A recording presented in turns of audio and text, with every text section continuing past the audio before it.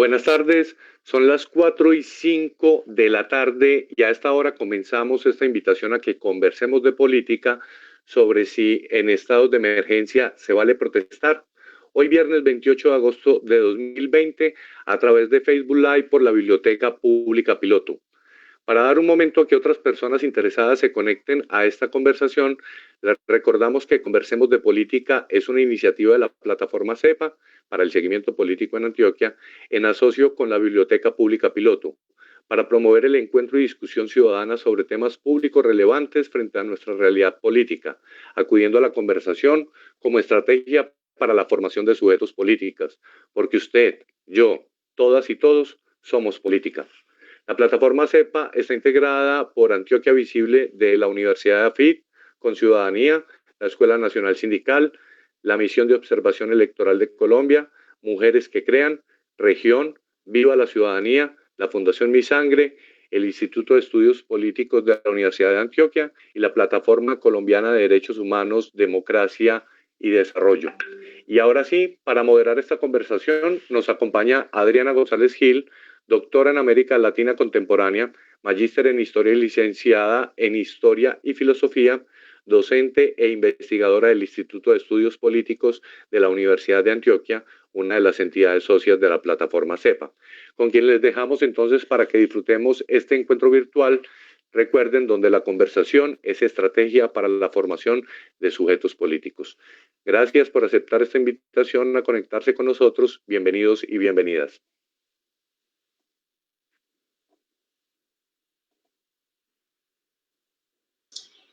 Bueno, muy buenas tardes, bienvenidos y bienvenidas de nuevo. Muchas gracias por aceptar este reto de sentarnos a conversar en la tarde de viernes. Creemos que es un imperativo ético que lo lleva muy bien la plataforma CEPA y queremos agradecer justamente a la plataforma por mantener viva esta iniciativa, aún en medio de la pandemia, y sobre todo agradecer muy especialmente en esta tarde a nuestros invitados. Quiero presentarles en primer lugar a nuestro invitado de Chile.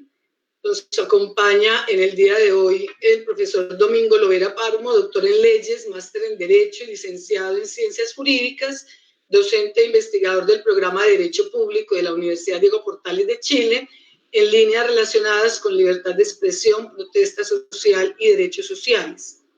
Desde el CINEP, desde Bogotá, nos acompaña la investigadora Marta Cecilia García Velandia, socióloga y magíster en urbanismo, investigadora del equipo de movimientos sociales del CINEP, con una amplísima trayectoria precisamente en el tema central de nuestra conversación, toda vez que el CINEP hace las grandes contribuciones en este país a hacerle seguimiento permanente a la movilización social y la protesta. Bienvenida, profesora Marta Cecilia. Y también nos acompaña la profesora María Esperanza Echeverri López, diríamos nuestra invitada de la casa. La profesora Esperanza Echeverri es PhD en Salud Colectiva, magíster en Salud Pública, magíster en Ciencias Políticas y enfermera, profesora investigadora de la Facultad Nacional de Salud Pública de la Universidad de Antioquia y coordinadora del Grupo de Investigación en Derecho a la Salud y Luchas Sociales por la Salud, quien además también hoy nos va a acompañar en un tema bastante controversial justamente en esta coyuntura que tiene que ver con las luchas por el derecho a la salud en Colombia. Bienvenida también, profesora, a los tres, muchas gracias. Nos complace mucho tenerlos en esta conversación. Y bueno, para no demorarnos en el preámbulo, porque creo que el tema central que nos convoca tiene bastantes aristas que queremos compartir también con nuestros escuchas. Queremos después darle una participación al público o más en sus comentarios o preguntas. Te vamos a comenzar por pensar un poco en este contexto de la protesta social en América Latina. O sea, nosotros somos conscientes que antes de la pandemia, y si se quiere desde el 2018, 2019, habíamos asistido en toda América Latina a una suerte de emergencia, de luchas disruptivas, de protestas sociales, de movilizaciones, incluso de asuntos que concitaron el interés internacional y que no estaban ajenos igualmente a unas dinámicas globales que se venían suscitando por lo menos en los últimos 5 o 10 años. Pero muy particularmente en la coyuntura del 18 y del 19, pues asistimos a una serie de movilizaciones muy recurrentes en toda América Latina. Yo quisiera que al respecto nos refiriéramos en este primer bloque de conversación con nuestros invitados y quisiera que comenzáramos con nuestro invitado de Chile, toda vez que buena parte de las movilizaciones, sobre todo estudiantiles en Colombia, tuvieron un poco que ver con referentes trazados en la movilización estudiantil chilena.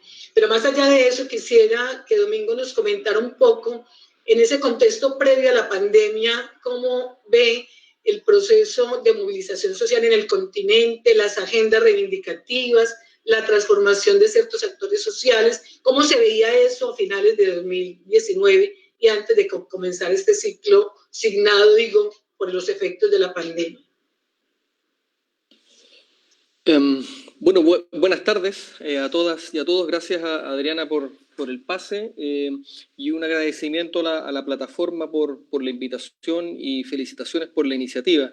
Y también un agradecimiento a Ana Catalina y a Esteban, que son mis contactos, amiga y amigo en Medellín, donde me hubiese gustado estar, de hecho, más que estar por esta vía, ¿no?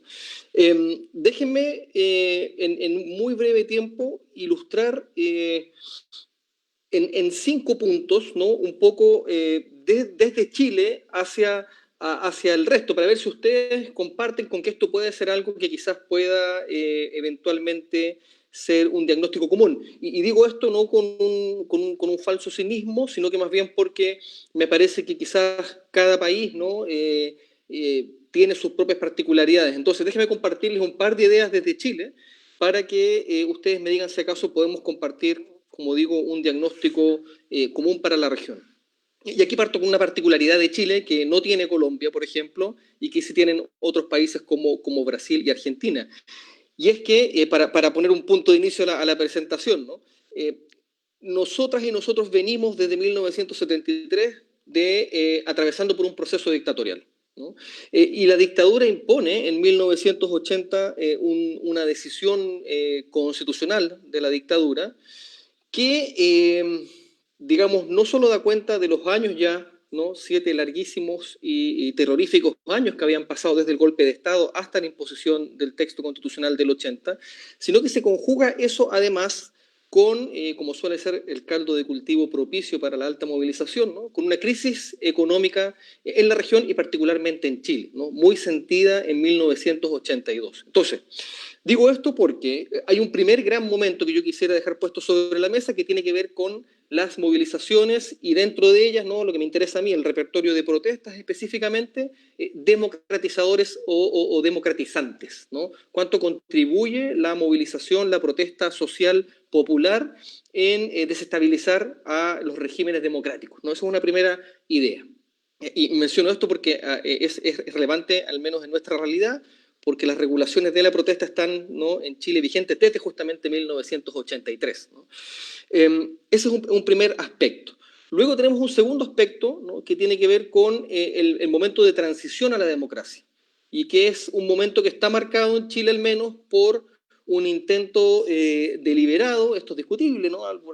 por alguna gente más cercana a los gobiernos de la transición, ¿no? Pero por un intento deliberado de bajarle un poco la intensidad a esa ebullición social que se había producido durante los 80, ¿no? Entonces, estuvo muy bien la ebullición social porque fue una actora relevante en la vuelta a la democracia, pero al mismo tiempo, una vez retornada a la democracia, una vez comenzada la transición, era necesario bajarle un poco la intensidad para volver a reconstruir las instituciones democráticas. Y aquí comienza el desarrollo, ¿no? Chileno, y yo diría que aquí sí compartimos varias notas, ¿no? Medio neoliberalizante de la región, ¿no? Con desestabilización de las redes de protección social que algunos estados habían a duras penas logrado construir, ¿no? Para comenzar a verificarse un proceso que al menos en el caso chileno termina provocando, no es que haya sido solamente culpa, desde luego que no lo es, ¿no? Desde luego que no lo es, ¿no? Pero que termina provocando, ¿no? Una evidente desigualdad estructural que yo creo que sí también es un diagnóstico que podemos compartir en la región. Y menciono esto porque hace poco, a comienzos de año, la directora ejecutiva de la CEPAL, ¿no? Alicia Bárcena, justamente ella decía que el motor de las movilizaciones y de las protestas hoy día en América Latina era justamente la desigualdad estructural y que la protesta servía como un mecanismo, una vía, para que la gente, ¿no?, la ciudadanía común y corriente, pudiese pararse de cara a cara al poder y entonces provocar algún tipo de cambio social.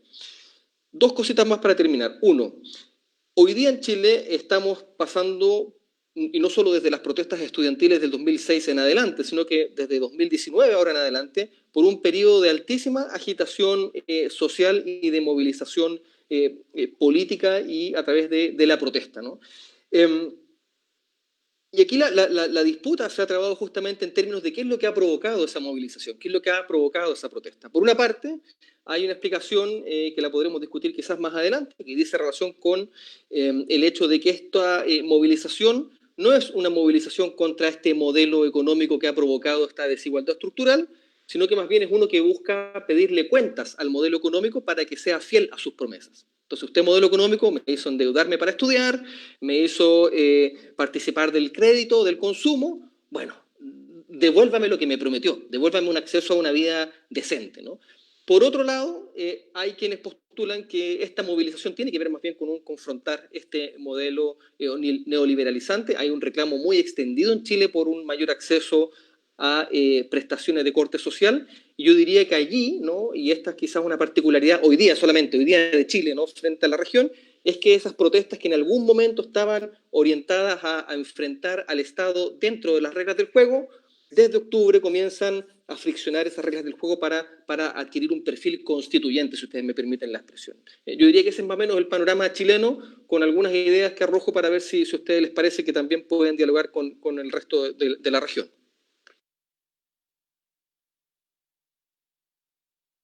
Muchísimas gracias, Domingo, por esa primera entrada al tema.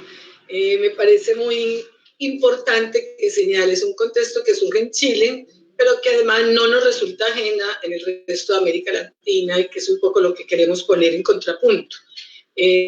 Nos gustaría entonces escuchar ahora a la profesora Marta Cecilia, que nos cuente un poco frente a ese contexto, cómo ve esa antesala de la pandemia con relación a la protesta de la movilización social en América Latina, y cómo desde el observatorio en el CINEP venían haciéndole seguimiento a todo este tipo de circunstancias en el caso nuestro. Bienvenida. Gracias, Diana. Un saludo para mis compañeros de conversación y un saludo para todas y todos aquellos que nos estén acompañando esta tarde. Yo estoy muy de acuerdo con lo que acaba de plantear Domingo. Creo que hay una extensión justamente de esas motivaciones, y esa última pregunta que se pone sobre la mesa me parece muy interesante. Si le estamos pidiendo cuentas al modelo o si estamos realmente luchando en contra de él. Es una pregunta que valdría la pena discutir más largo. Yo quisiera agregar a lo ya planteado por Domingo algunos elementos de corte cultural que me parece son importantes y que vienen abanderados por distintos actores sociales. Yo creo que algo que también hemos visto en la movilización de los últimos años, particularmente en Chile y en México, tiene que ver con la explosión de demandas de derecho a la vida y en contra de la violencia contra las mujeres.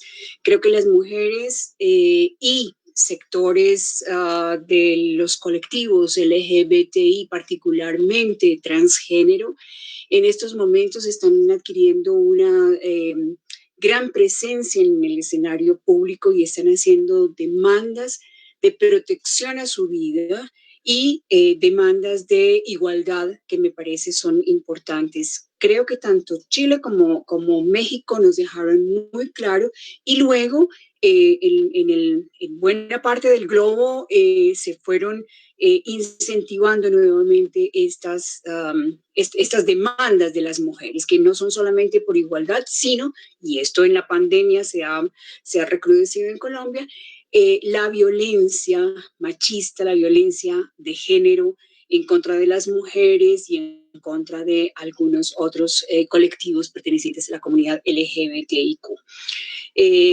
Creo, por otra parte, que también hay una lucha en contra del racismo, ¿sí?, que se ha visto expresado fundamentalmente en comunidades indígenas.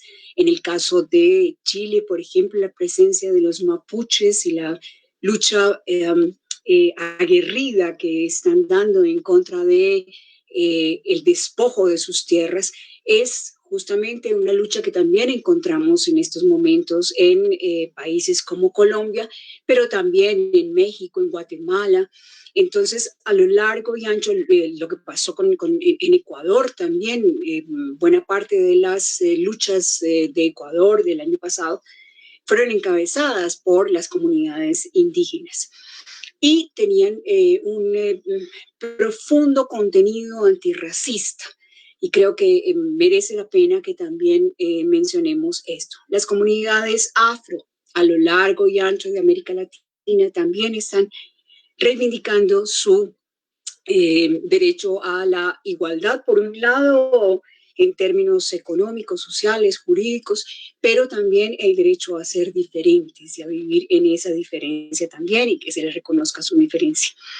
Por otra parte, también se ha hablado mucho de la emergencia de la juventud y yo creo que hay una estrechez en el modelo, ¿sí?, que impide que los muchachos y muchachas en este momento tengan la posibilidad de vislumbrar muchas expectativas. Creo que el mundo que se les está ofreciendo y que tiene mucho que ver con los paquetazos, ¿sí?, las transformaciones laborales, las transformaciones en términos de seguridad social, ofrecen un panorama muy oscuro a buena parte de la juventud, ya sea que esté escolarizada o que haya comenzado muy tempranamente a trabajar, como buena parte de los sectores populares de nuestros países, que desde muy jóvenes tienen que ingresar o hacerse un espacio, ya sea en la informalidad o en la formalidad. Creo que tanto los laborizados como los escolarizados y los no laboralizados y los desinstitucionalizados, la juventud desinstitucionalizada, está buscando también un lugar en el mundo y configurar un mundo diferente, un mundo donde haya esperanzas, donde haya expectativas, donde estudiar valga la pena, donde tengan posibilidades de trabajar, de expresarse a través de la estética. En fin, yo creo que también hay un juego de presencia de diversos actores sociales en el escenario que están buscando lugares, ¿sí? Y lo que me parece más interesante y que lo vimos en Colombia, desafortunadamente ese colectivo se rompió, pero como en algún momento los estudiantes, los jóvenes, tuvieron la posibilidad de articularse con formas organizativas como el sindicalismo, ¿sí? Y eso fue muy interesante y creo que es uno de los fenómenos más interesantes que vimos aquí, como también se han venido dando uniones y alianzas entre campesinos, indígenas, afrodescendientes, pobladores urbanos, mujeres, ¿sí? En este fragor de la lucha, de las luchas que han venido dándose. Yo pienso que desde comienzos de los 2010, ¿sí?, esta década ha sido una década muy caliente en Colombia. Hemos tenido mingas, hemos tenido paros agrarios, hemos tenido paros estudiantiles, las mujeres han ganado mucho espacio también. Entonces, creo que tendríamos que mirar no solamente la explosión de actores con sus respectivas demandas, sino también de coaliciones y de alianzas que se han ido tejiendo en estos tiempos. Y creo que ha sucedido también en América Latina. Muchas gracias, Marta Cecilia, por tus aportes precisamente a despejar un poco este panorama, que además de despejarlo, lo que nos muestra es la gran complejidad que subyace a todo esto que llamaríamos unos nuevos ciclos de violencia, y muy importante es devolvernos un poco a toda esta década. Yo decía al principio que justamente antes de la pandemia nos remonta lo más inmediato a las movilizaciones del 18 y 19, pero indudablemente todo lo que ha sido los últimos 10, 15 años en América Latina nos muestran un panorama de explosión social, como algunos llaman, con relación a diversidad de actores, demandas y agendas reivindicatorias. Le doy entonces la palabra a nuestra profesora Esperanza Echeverry. Yo creo que en ese abanico, Esperanza, no sé si quisiera referirte a algunos de los asuntos de trabajo que tienen que ver con dos muy especialmente, el tema de la salud, que es una de las luchas por la salud, no solamente en Colombia, sino en América Latina, o la movilización estudiantil, que también ha tenido que ver tanto con relación al papel de la universidad en todo esto. No sé, Esperanza, en que nos quieres acompañar en este primer momento de contexto. Bienvenida nuevamente. Bueno, muy buenas tardes a todos y todas. Buenas tardes también a mis compañeros de panel. Muchas gracias a CEPA por la invitación. Y quisiera pues también como agradecer a mis amigos Mauricio Torres, Yadira Borrero y Victoria Jiménez, que me han, digamos, enriquecido con sus comentarios en estos días en torno a esta participación. Bueno, yo creo que lo primero es como contar un poco por qué la salud se convirtió en un asunto de movilización social, no solo en Colombia, sino en América Latina. A finales de los 80s y a principios de los 90s, en el caso colombiano es muy claro que es en la década del 90, se inician una serie de reformas del Estado y de la política social, con muchísima fuerza de la política social, orientadas a al desmonte de las garantías sociales y laborales que todavía de manera muy frágil y muy desigual se habían logrado construir con la antigua institucionalidad. En ese contexto, entonces, el Consenso de Washington, que es una reunión donde convergen los ministros de salud de la región de América Latina, pues uno de los puntos centrales, digamos, de esa agenda va a ser la reforma a la salud. Y si bien históricamente Colombia tiene unas inequidades no resueltas en el desarrollo regional, en las condiciones de vida y salud de las poblaciones y en general en el panorama sociosanitario nacional, lo cierto es que las reformas se van a asentar sobre ese sustrato histórico no resuelto. Entonces, ese es un primer asunto que creo que marca también, digamos, los hilos de la protesta. Lo segundo es que en Colombia, pues, conocemos la Ley 100, aunque hubo normas, pues, anteriores, pero sistemáticamente los cambios más estructurales se van a introducir con la Ley 100 del 93 y fundamentalmente recogiendo esa agenda de los organismos multilaterales que son el Banco Mundial, el Banco Interamericano de Desarrollo, encargados de llevar a un diseño institucional esa propuesta del Consenso de Washington, pues vamos a hacer un cambio estructural en la institucionalidad en salud.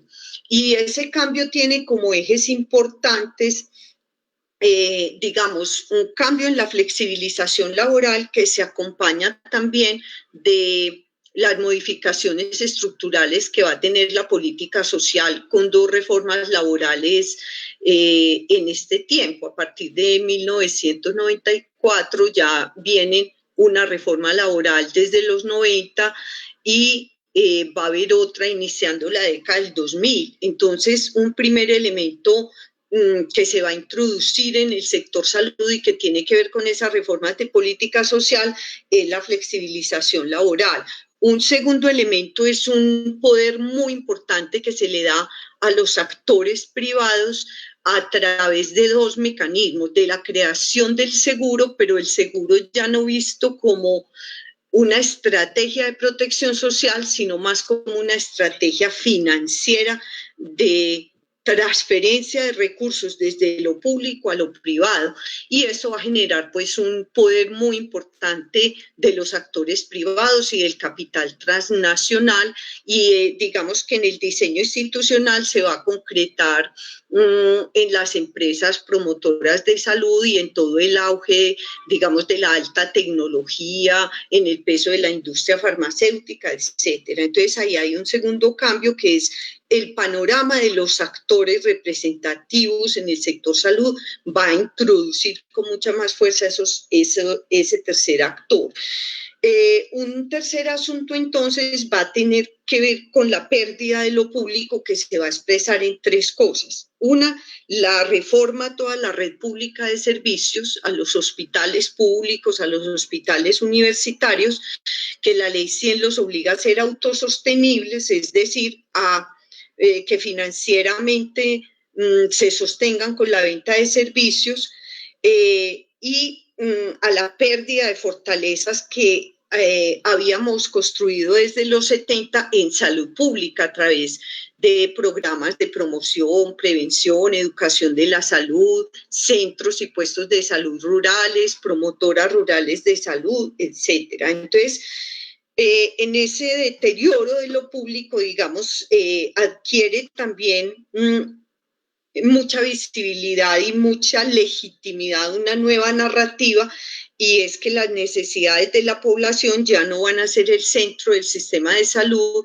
sino más la sostenibilidad económica y la rentabilidad financiera.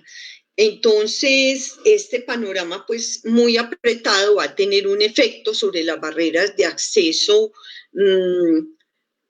a la población, a los servicios de salud y en general a una atención de calidad. Entonces, ahí también viene pues el uso, digamos, de la tutela como un mecanismo de acción colectiva ya dentro de límites institucionales, pero utilizar la tutela como mecanismo de restitución de los derechos, además de otras herramientas pues que había provisto la Constitución del 91.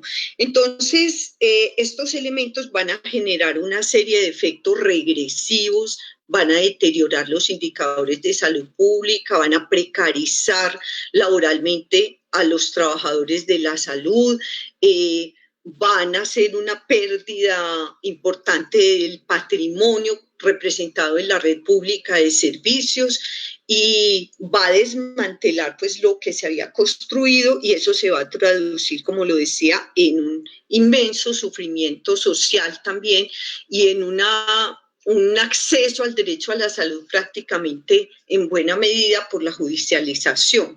Eso hace que entonces la acción colectiva en salud, las protestas, digamos, las protestas por la salud se mantengan durante todo el periodo.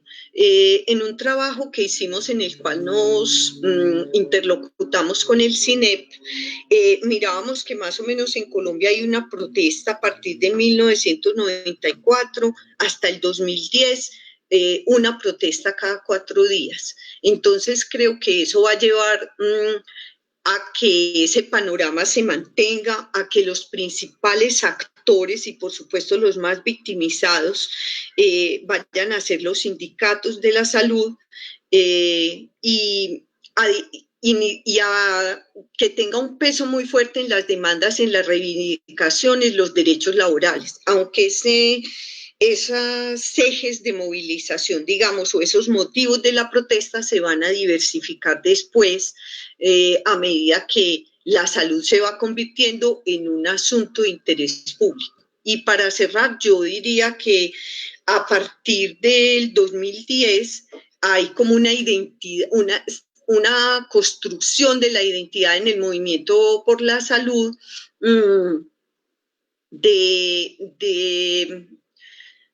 del derecho a la salud como un eje de movilización. Es decir, si antes se reclamaban condiciones laborales, barreras, levantar las barreras de acceso a los servicios, etcétera, ahorita lo que se va a pedir es, bueno, venga, tenemos que construir nuestras demandas en torno al derecho a la salud. Entonces, dejaría ahí decir que todo esto generó también un movimiento nacional por la salud y un fortalecimiento muy grande de un tejido organizativo social de base, que creo que fueron dos grandes, digamos, elementos de la acción colectiva desde 1994 y desde las protestas sociales, y diciendo pues que sobre ese escenario que ya venía con todas esas tensiones que he mencionado, pues se va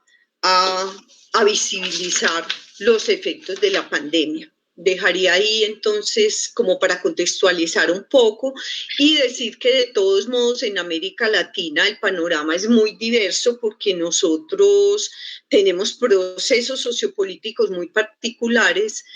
Nosotros no hemos tenido gobiernos progresistas como lo tuvieron otros países de la región, como por ejemplo Brasil, que lograron defender como un asunto público y de la agenda legislativa el tema del derecho a la salud a través del movimiento sanitarista, o como El Salvador, que va a construir a finales de los 90 y principios del 2000 una movilización social gigante en contra de la privatización. Entonces, aquí ha habido esto, y esto se ve además agravado por la criminalización de la protesta social. Bueno, dejo ahí porque creo que ya me estoy excediendo en el tiempo. Muchas gracias, Esperanza. Creo que nos introduces un elemento central para que abordemos el segundo bloque que queremos trabajar en esta conversación. En este segundo bloque nos queremos referir particularmente, bueno, ¿qué ha pasado ahora en la pandemia? O sea, es una gran pregunta que nos hacemos. Se ha hablado muchísimo de todos los efectos que ha tenido sobre las sociedades a nivel global, incluso los estados de emergencia, toda la normativa, lo que ha significado el confinamiento social, lo que ha significado entonces los aislamientos y todas las medidas que acompañan a esta emergencia sanitaria, a una emergencia que también se ve en lo económico y que por supuesto está afectando profundamente lo social.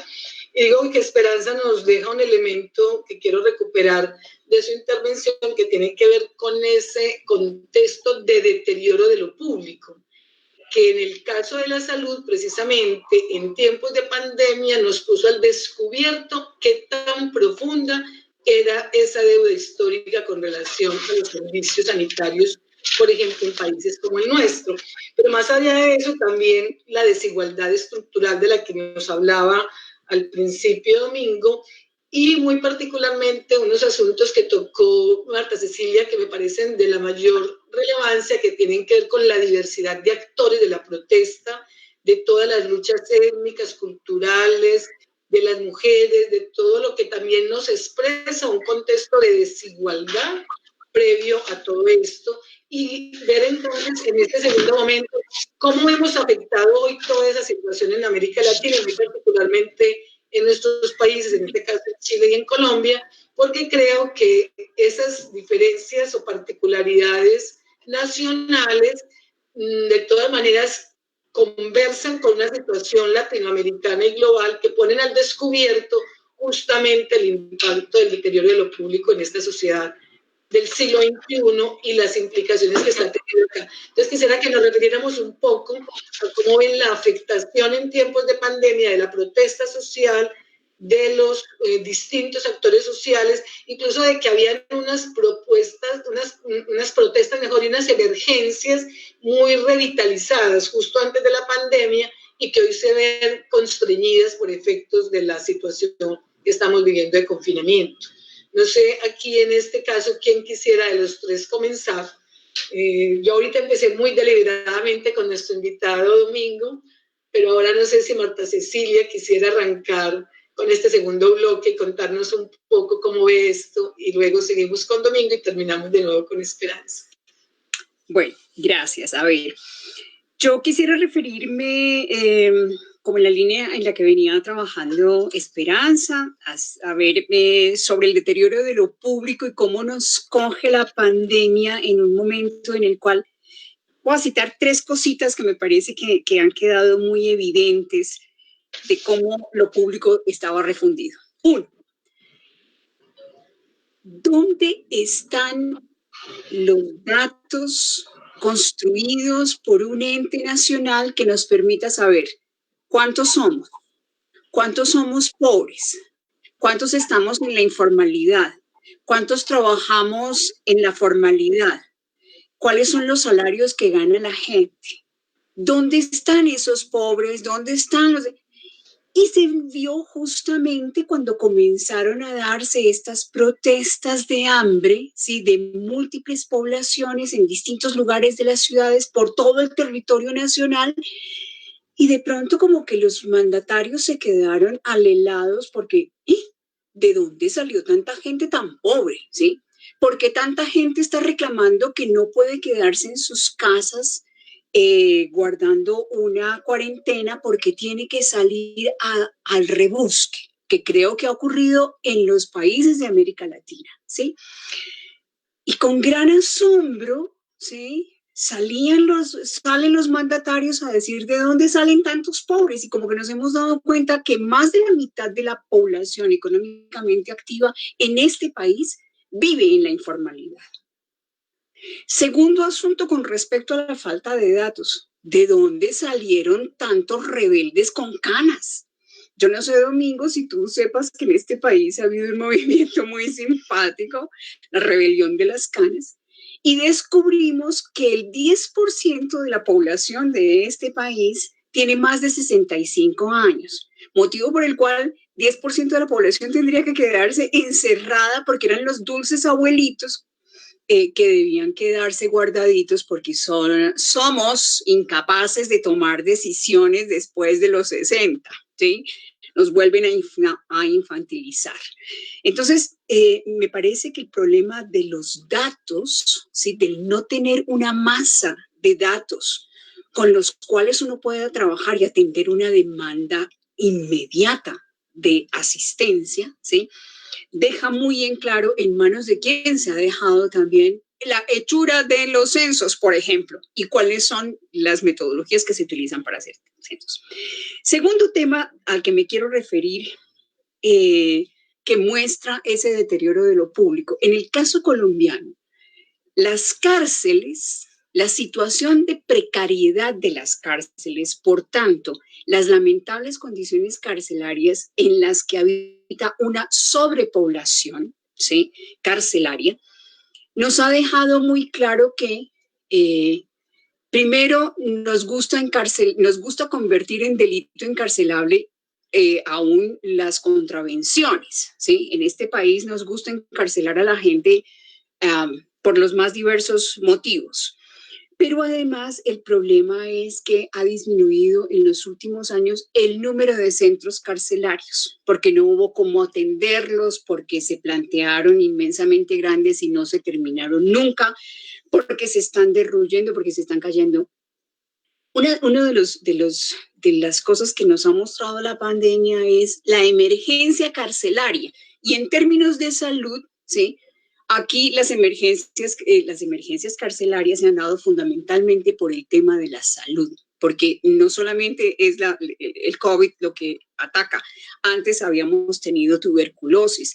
Tenemos una población carcelaria alta con VIH, portadora de VIH. En fin, las condiciones carcelarias son absolutamente lamentables y yo creo que la pandemia ha dejado al desnudo una situación que no ha querido ver este país y es la sobrepoblación carcelaria y la situación lamentable, la violación persistente de derechos que no pueden violarse, ¿sí? Aún dentro de las cárceles, ¿sí?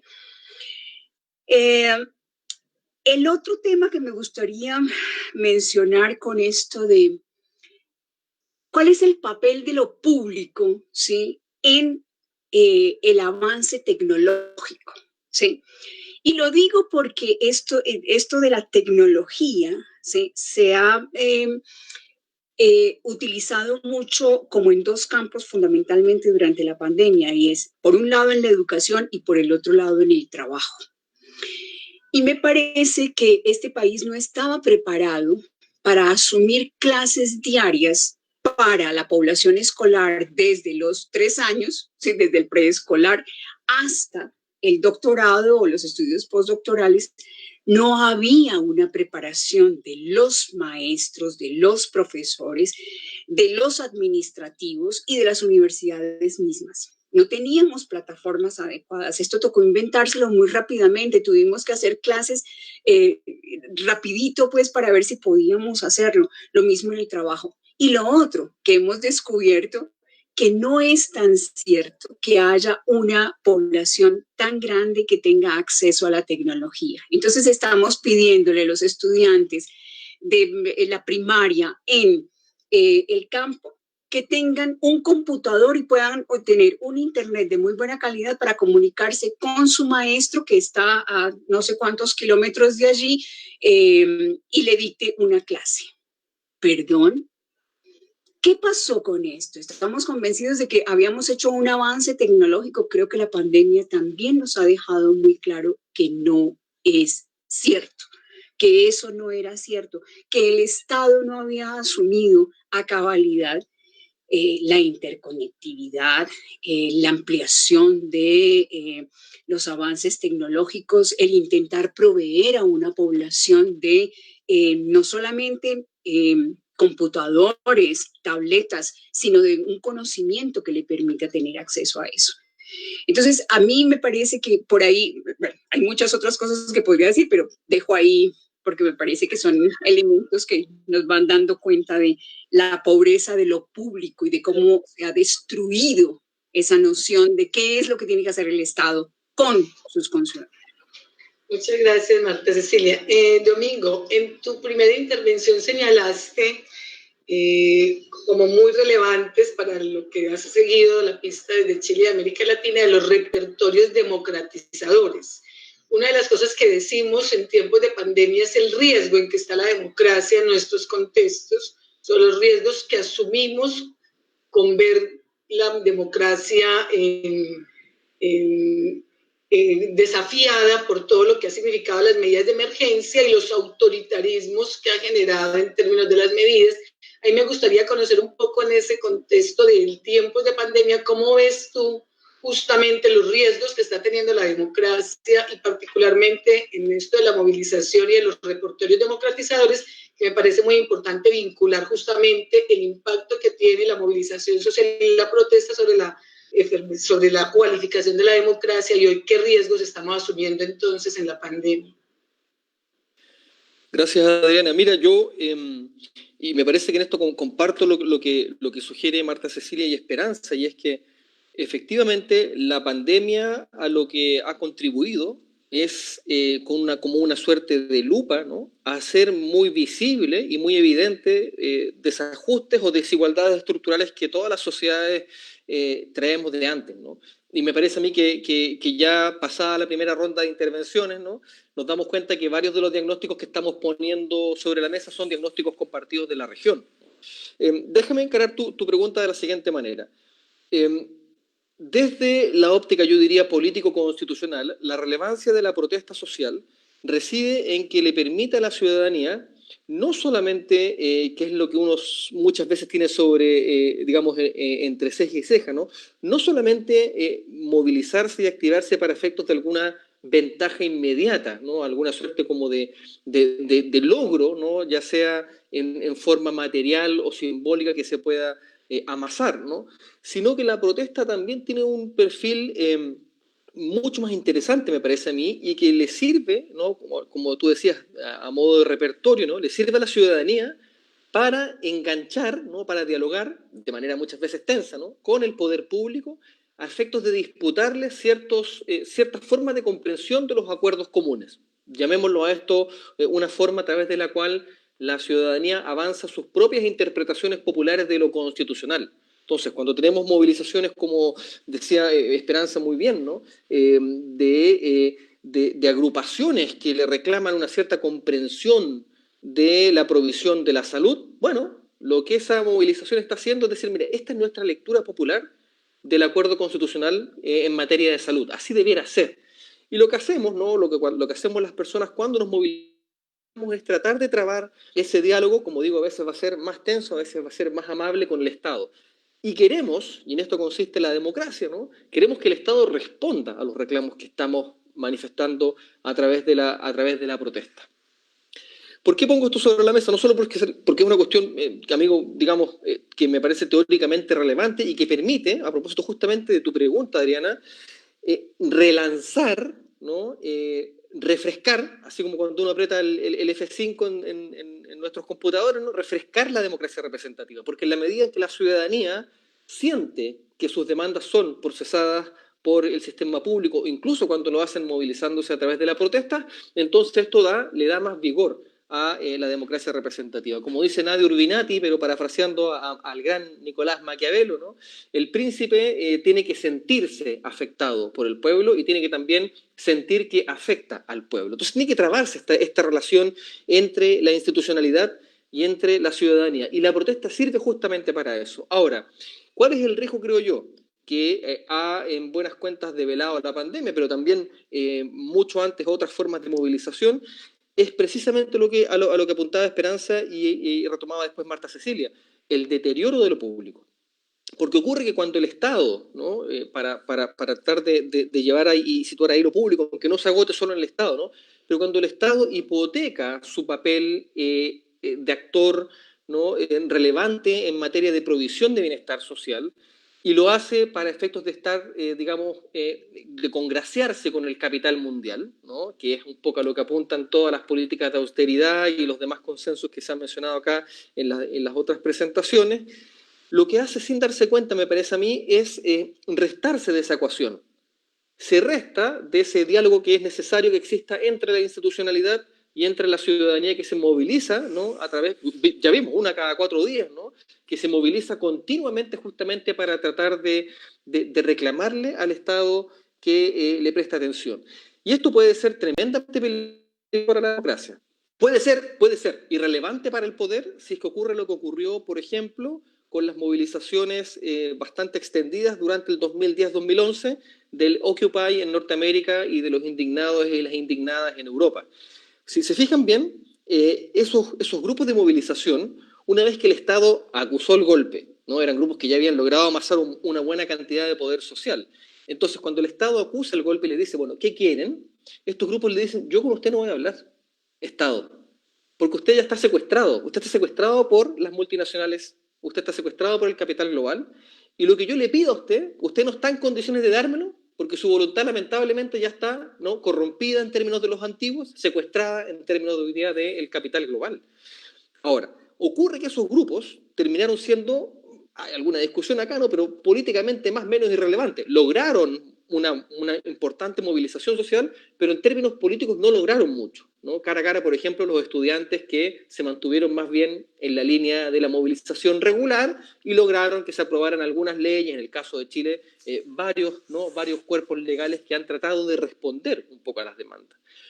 Pero ocurre que es posible que haya otros grupos que justamente anotando que el Estado está secuestrado, no solamente no estén dispuestos a dialogar con el Estado porque ese Estado ya es irrelevante, sino pues, que tomen, ¿no? Otros caminos, otras vías, ¿no? Y esto es lo que yo creo que es peligroso para la democracia. O sea, cómo el Estado, al restarse, insisto, de esa ecuación, hipoteca, ¿no? Su papel central en la construcción de las democracias representativas en la región. Segunda cuestión, y con esto concluyo esta segunda intervención. A mí me parece súper interesante notar los diferentes tipos de protestas que se han venido produciendo en el contexto justamente de la pandemia.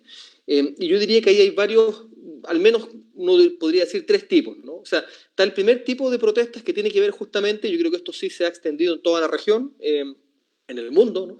Que tiene que ver con aquellas protestas que lo que hacen es justamente reclamarle al Estado las consecuencias de las medidas que los Estados o los gobiernos han adoptado para efectos de tratar de contener, ¿no? La expansión de la pandemia. Es decir, en el caso chileno se decreta la cuarentena, se cierran los lugares de trabajo, hay gente que no tiene ahorros y hay gente que vive del día a día y que en consecuencia inmediatamente, esto no es que se acaben los ahorros, no, inmediatamente comienzan a sufrir las consecuencias materiales, ¿no? Además de las demás del encierro. Entonces la gente sale y protesta porque tiene hambre. Y como tenemos un aparato público deteriorado, que se restó de la ecuación, el aparato público no respondió a tiempo. Y la gente tuvo que salir, a pesar de lo que está ocurriendo a nivel sanitario, tuvo que salir a las calles a reclamar porque tenía hambre. El Estado llegó mal y llegó tarde, ¿no? A propósito de lo que decía Marta Cecilia, nuestro entonces ministro de Salud, porque fue removido en el intertanto, apareció en los medios de comunicación sorprendido porque la verdad él no tenía conciencia de los niveles de pobreza y hacinamiento que habían en algunas zonas de Santiago. Y dice, este es un ministro de Salud, esta es una autoridad de Estado, que no sabe el país que está gobernando, a propósito de la falta de datos. ¿No? Esto es francamente insólito. El segundo grupo de protestas son las protestas que vienen ya de una movilización anterior. Y por eso yo mencionaba el caso del denominado estallido social en Chile. O sea, hay un momento de mucha efervescencia y, como dicen ustedes, la pandemia hace visible muchos justamente de esos reclamos que se estaban presentando ex ante. Al punto tal que hay gente que ha dicho, mire, dado que ahora tenemos una situación de pandemia muy relevante, quizás no es momento de discutir una nueva constitución. Y la respuesta es, no, todo lo contrario. Estamos en el mejor momento posible para rediscutir el acuerdo constitucional. Porque ahora sabemos lo que significa enfrentar situaciones de este tipo con una desprotección absoluta, ¿no?, del tipo que se ha construido con estos estados que se han desmoronado, ¿no? Y por último tenemos estas otras protestas que hay que mencionarlas porque están pasando, más curiosas, ¿no?, que se han conocido en Estados Unidos, en Alemania, en España ahora último, de ciudadanía que sale a confrontar al Estado por las medidas propiamente tales que están tomando. Es decir, no por sus consecuencias, no porque vengan de reivindicaciones previas, sino simplemente porque reclaman que su libertad es más importante que cualquier otra consideración. Yo he ido revisando ahí algunas reacciones judiciales, que es mi ámbito de trabajo, ¿no? Y me parece interesante cómo algunos tribunales han dado la bienvenida a matizar un poco lo que el Estado está haciendo. Es decir, Estado, entendemos que estamos en una situación compleja, a propósito de si se vale o no se vale, ¿no?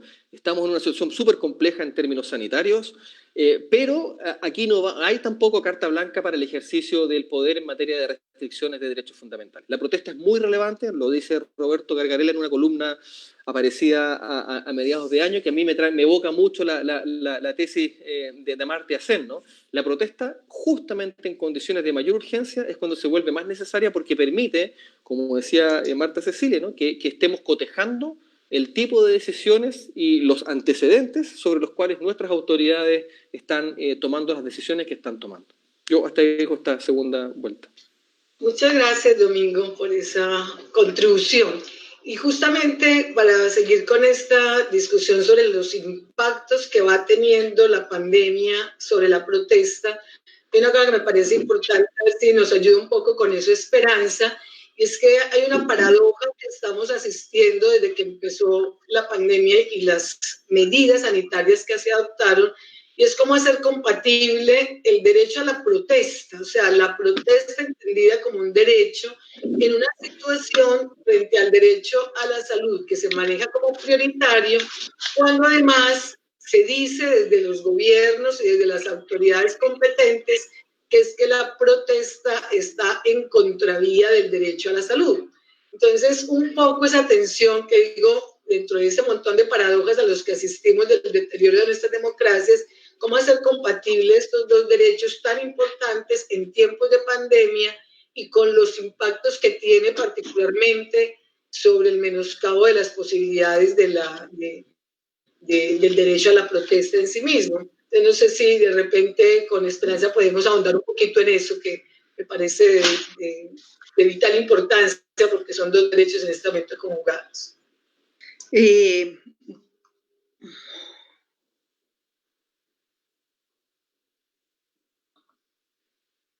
Perdón, me disculpan, pero es que me tuve que cambiar de locación porque ya empezaron las serenatas por acá, entonces para apagar un poco el ruido ambiente. Bueno, pues yo creo que antes de responder, pues como la interpelación que me hace Adriana, yo quisiera como retomar algunas de las cosas que acá se han dicho sobre el papel del Estado y sobre lo que ha pasado, qué nos ha mostrado la pandemia frente al derecho a la salud. Pues yo creo que lo primero que mostró fue la precariedad acumulada de los sistemas de salud. Cómo el desmonte y esa precarización de lo público que se había dado durante más de 2 décadas realmente va a pasar factura en muertes y va a visibilizar ante un mundo desconcertado el inmenso sufrimiento de las desigualdades socioeconómicas. Entonces creo que un primer asunto tiene que ver con, Marta Cecilia decía ahorita, es que el primer sorprendido de dónde salieron tantos pobres es el mismo gobierno, cuando tiene que hacer sus cuentas de, bueno, a quién le damos ingreso solidario y cómo lo cómo lo organizamos y quiénes son los receptores del mismo, ¿no es cierto? Entonces creo que la pandemia va a mostrar primero ese acumulado histórico que tenemos no resuelto de precarización de los sistemas de salud que se agravó con la Ley 100. Un segundo asunto que va a mostrar es la precarización del mundo laboral de los trabajadores de la salud y que está pues hoy en el centro del debate. No les han dado los elementos de protección personal. En algunos casos hay denuncias de abuso de los empleadores frente a las jornadas laborales. Se entiende pues que es una emergencia, pero digamos más allá de eso, y precarización mediante contratos que no tienen ninguna garantía, atraso en los pagos de salarios y honorarios. Entonces todo eso ha llevado a una precarización de los trabajadores de la salud. Un tercer asunto es que mostró la precariedad de los sistemas de información nuestros. Me comentaba Yadira en estos días que hay un artículo, creo que del profesor Nelson Alvis de la Universidad de Cartagena y de otro investigador cuyo nombre no recuerdo en este momento, donde ellos afirman que un 85% hay un 85% de subregistro en el sistema de salud. Entonces, si lo que vemos está constituyendo una tragedia humanitaria, yo creo que lo que no vemos es todavía una dimensión más grande de un Estado que no ha construido ni un piso de protección social, ni ha escuchado las demandas de la protesta social. Así fuera solamente para esa pregunta que daba inicio al conversatorio de, bueno, estamos reclamando entonces que nos den lo que nos despojaron o vamos más allá con reformas estructurales, que de verdad que la pandemia sea vista como una oportunidad política para construir la dignificación de la vida y del ser humano. Entonces creo que la pandemia pone eso de frente y quisiera señalar que pone la desigualdad en la distribución de la riqueza, pero cómo esa desigualdad socioeconómica se expresa en la distribución de la enfermedad y de la muerte. Algunos datos muestran, por ejemplo, en el caso colombiano, que tenemos hoy 582.000 casos confirmados, 18.468 muertes.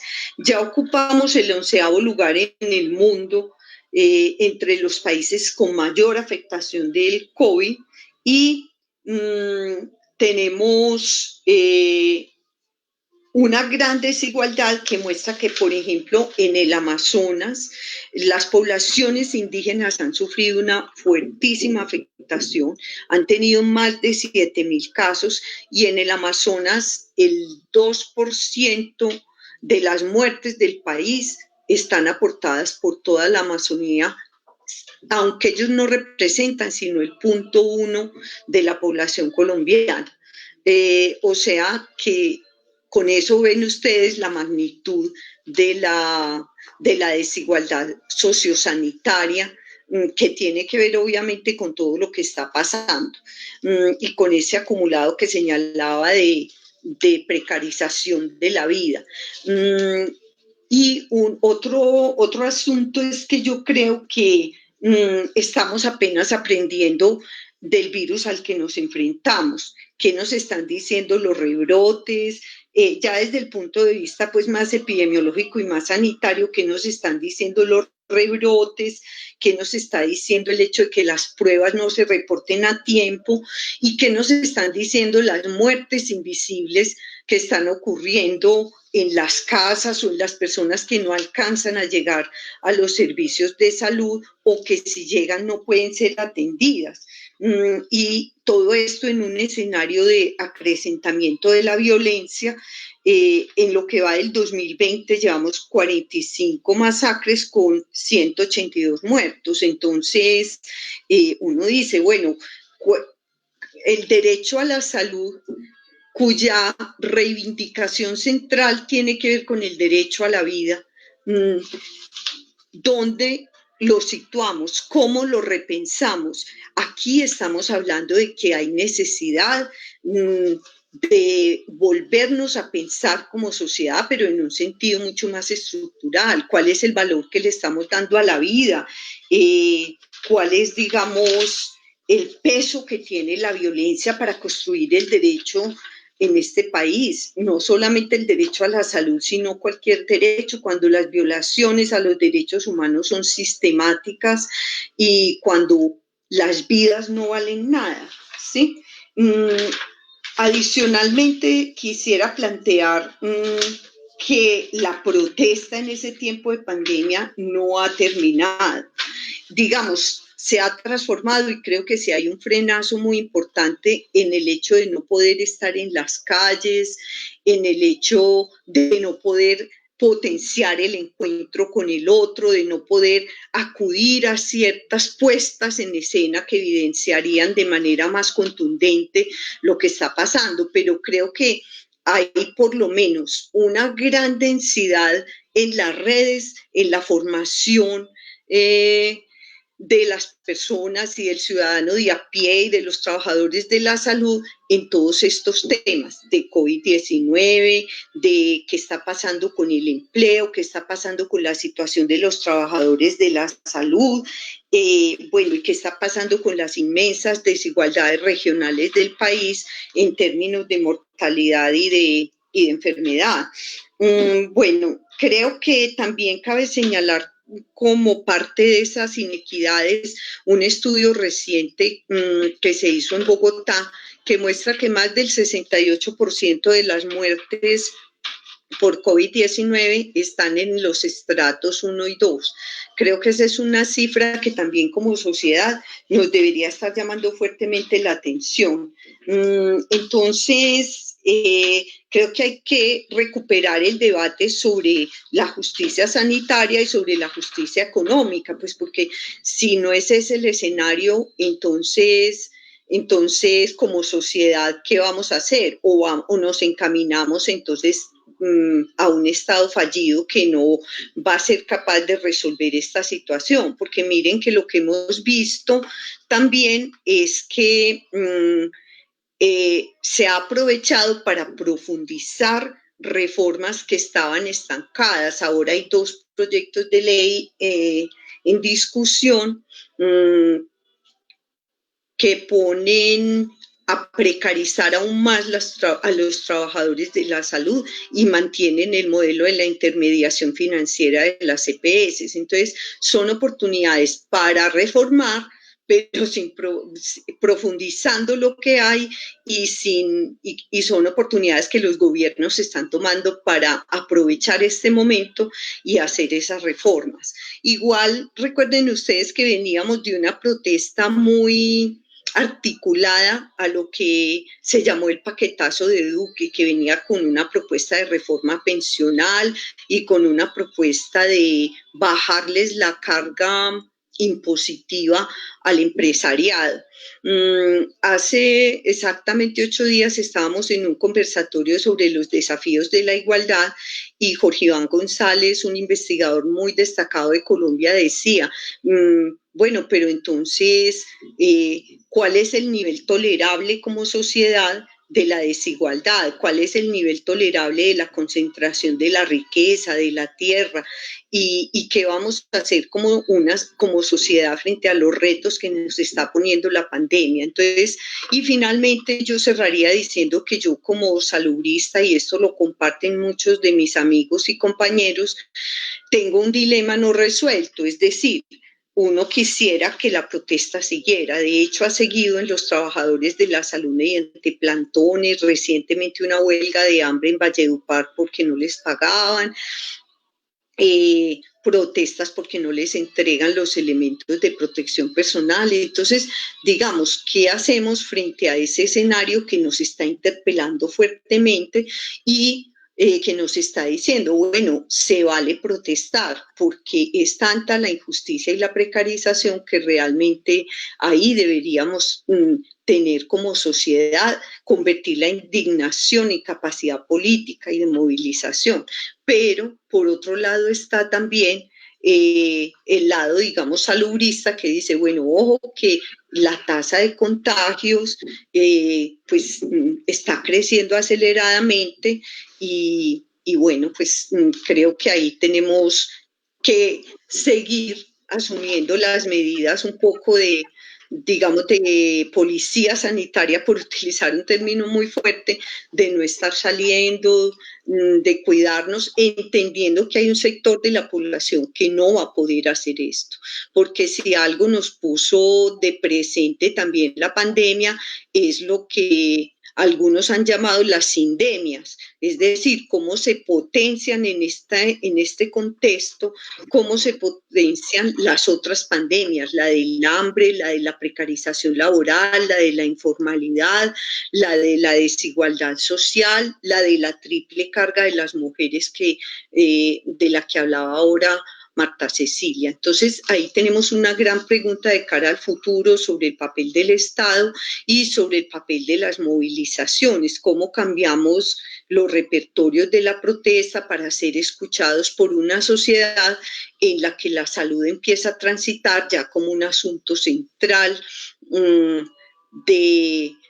ya no es únicamente un problema sectorial, sino que es un asunto central de la sociedad en este momento, por la vía de la pandemia. Bueno, yo dejaría ahí. Muchas gracias.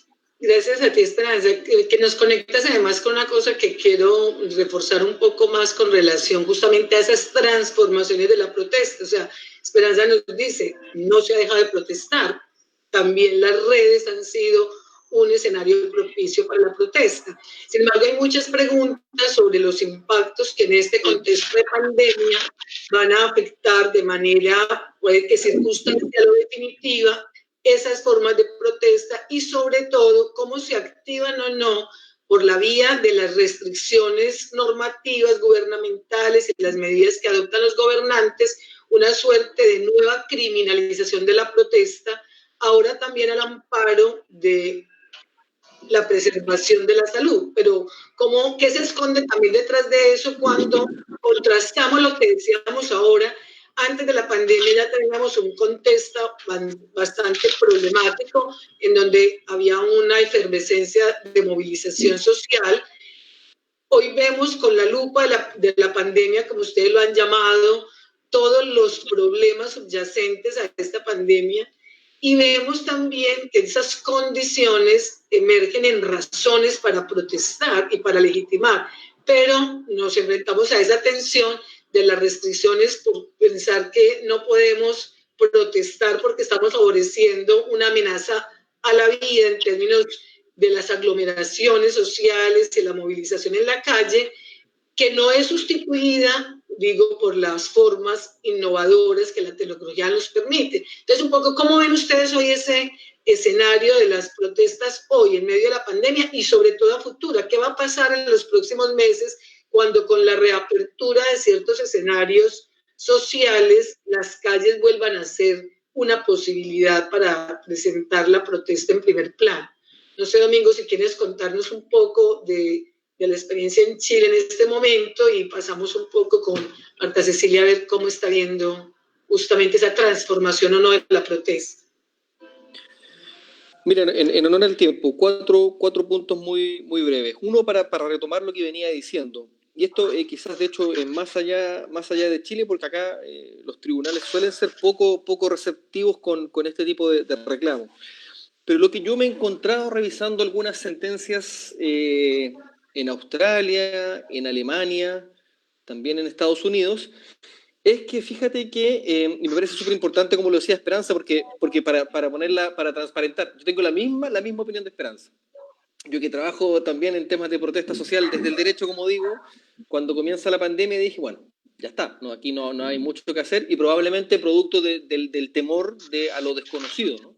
Pero fíjate que lo que ha pasado, como digo, con los distintos tribunales, es que estos tribunales han aceptado que las medidas, como dije, sanitarias no solamente se impongan de arriba hacia abajo por parte del Estado, sino si es que las personas logran mostrar que están tomando medidas de distanciamiento social, el uso de mascarillas, etcétera, los tribunales, y anotando el contexto, supongamos que estamos en etapas como las que yo vi, 1 o 2, ¿no? Es decir, no las más graves del desarrollo de la pandemia, que fue el caso en Australia y fue otro caso en Estados Unidos, entonces los tribunales decían, mire, acá tenemos medidas que podemos adoptar. Yo como tribunal no puedo explicarle a la gente que no pueda protestar y que sí tenga que ir a trabajar, que no pueda protestar y que sí pueda ir a rezar, que no tenga que trabajar y que sí pueda ir a los bancos. Yo tengo que hacer ese análisis de contexto. Entonces, ahí hay un antecedente que es súper importante. Después, el segundo, a mí no me cabe duda, también de contexto, diría yo, que muchos gobiernos han encontrado en la pandemia un escenario propicio para desactivar algunas movilizaciones que, como dije, se venían verificando antes.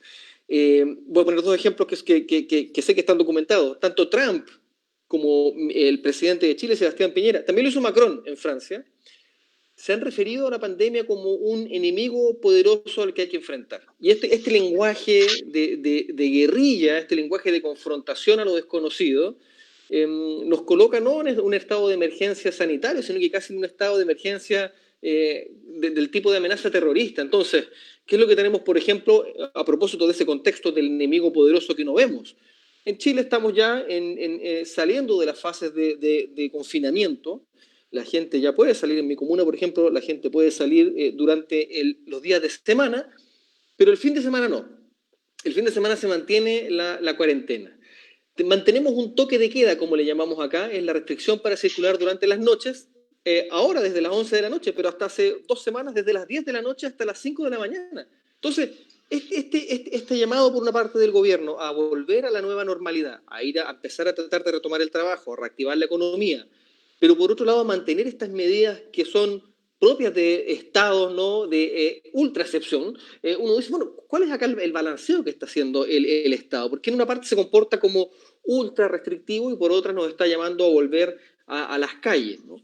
Después, tercero, nuevo repertorio de protestas, súper interesante, y evidentemente eso está teniendo lugar en muchas partes del mundo, además del uso de las redes y otras formas innovadoras de protesta.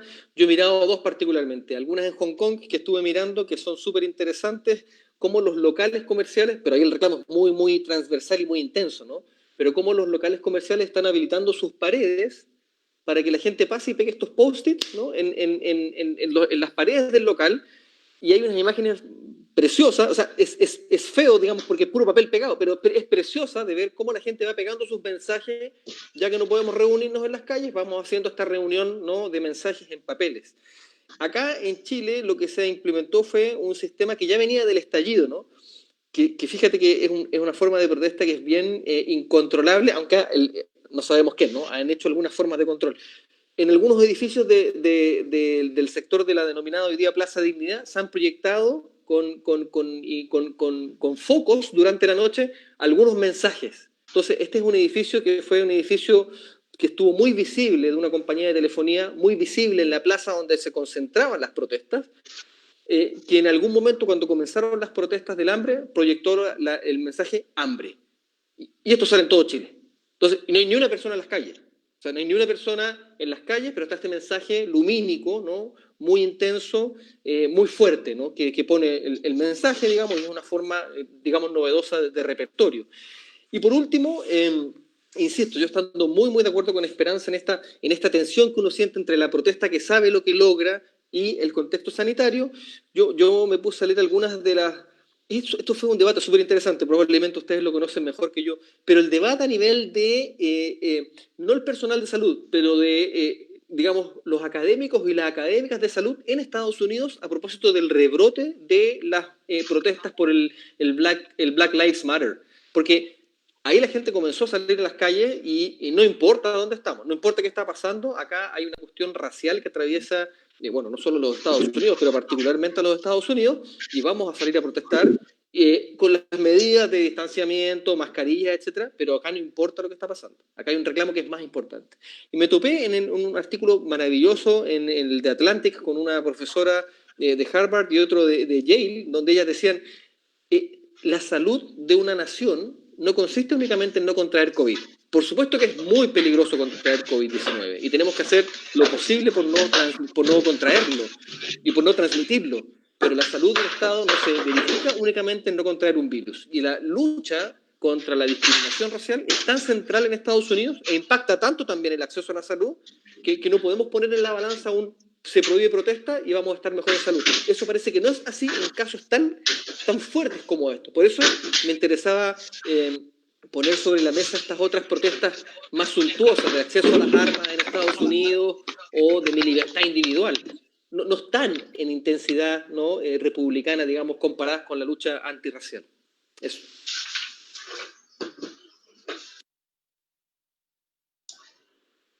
Gracias, Domingo. Marta Cecilia, justamente la posible criminalización de la protesta, ¿cómo ves ahora este panorama? Además, con lo que termina Domingo, que nos pone frente a un asunto que tú mencionaste ahora, de la precarización justamente de sectores sociales, marginales, precarizados, incluso nuestras comunidades étnicas tan golpeadas por la violencia también ahora en tiempos de pandemia. ¿Cómo es entonces esa emergencia de la protesta y su criminalización bajo este nuevo contexto de pandemia? Bueno, una cosa que me ha llamado profundamente la atención es que en términos numéricos la protesta se mantiene. Sí, a mí eso me ha llamado profundamente la atención. Y es que hay una protesta en un barrio, en el otro barrio, en un extremo de la ciudad, en el otro. Y ha habido múltiples actores sociales que han salido a las calles haciendo una especie de flash mobs, ¿sí? Sin saber que ese es su nombre, ¿sí? Pero muy rápidamente salen, protestan en una esquina, bloquean una vía, hacen un plantón, pero no ha dejado de haber protesta. Eso a mí me parece muy interesante. Y no solamente son las protestas por hambre. Ha habido una continuación, por ejemplo, ya lo mencionaba Esperanza, de las movilizaciones, los plantones, los paros, las huelgas de hambre por parte de personal médico a lo largo y ancho del país, ¿sí? También hemos tenido, y ahora que tú mencionabas esto de las paredes de los locales comerciales en Hong Kong para poner pegotines, encontré un par de luchas de estudiantes utilizando un recurso similar y era colgar no solamente al frente de su colegio las demandas que tenían alrededor de planta física, maestros, dotación de personal administrativo, etcétera, etcétera, sino también reclamos de corrupción de quienes tenían que invertir dineros para la educación pública y se la han llevado y van poniendo los letreritos a lo largo de las vías y eso me ha parecido muy interesante y en un poblado bastante lejano del centro probablemente no conocen la experiencia de Hong Kong, pero también aquí ha habido una innovación en términos de cómo expresar las demandas.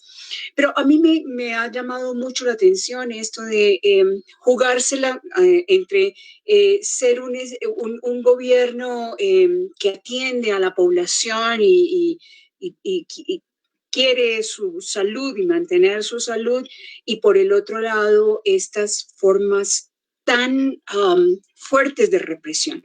Los toques de queda a los que tú ya te referías, aquí ha habido toques de queda que fueron aquí en Bogotá, por ejemplo, esto fue absolutamente sorprendente. Yo vivo en una zona de la ciudad donde hay un poco de rebeldía y entonces a las 8 de la noche debíamos estar guardados y resulta que resolvimos salir a la calle a bailar, ¿sí? Y a cantar Colombia, Tierra Querida, ¿sí? Que se puso muy de moda nuevamente, un poco para decir acá estamos luchando, ¿sí?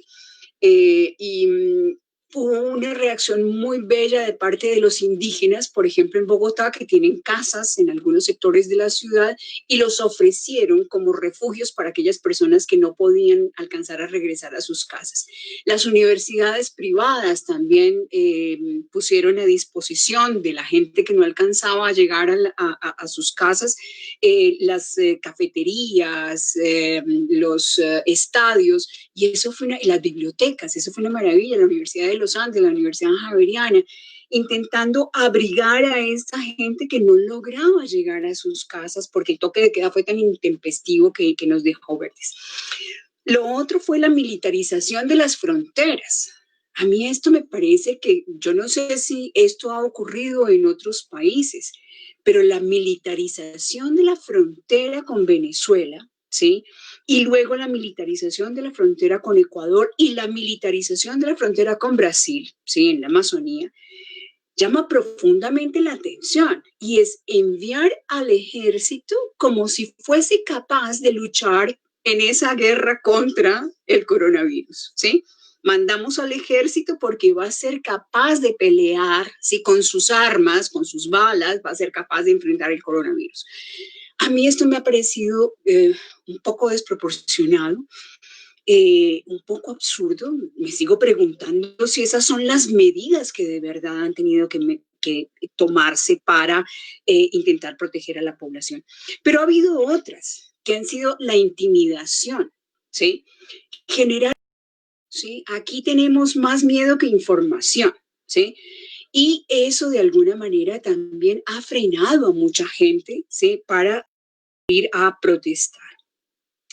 Pero me parece que junto con eso también hay una emergencia de otras pandemias, ¿sí? Algo que ya en la prensa se denomina como el coronamachismo, ¿sí?